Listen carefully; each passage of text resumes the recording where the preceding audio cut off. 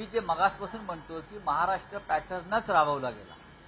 काल राहुल गांधींबरोबरच्या पत्रकार परिषदेत मी हे स्पष्ट केलं की दिल्लीमध्ये महाराष्ट्र पॅटर्न राबवला गेलाय आणि त्याचा उद्या निकालात तुम्हाला परिणाम दिसेल। महाराष्ट्र पॅटर्न त्याने एकेकाळी या महाराष्ट्रामध्ये लातूर पॅटर्न होता, आपल्याला माहिती असेल। एसएससी बोर्डामध्ये लातूरचीच मुलं पहिली यायची, कशी यायची, काय यायची, हे सगळ्यांना लातूरचाच मुलगा पाहिजे।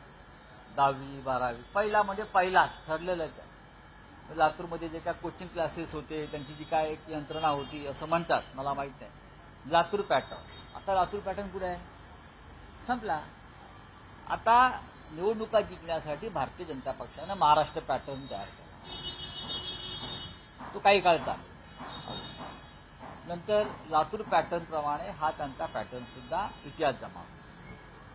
हे राजकारणामध्ये असे प्रयोग, अघोरी प्रयोग होत असतात।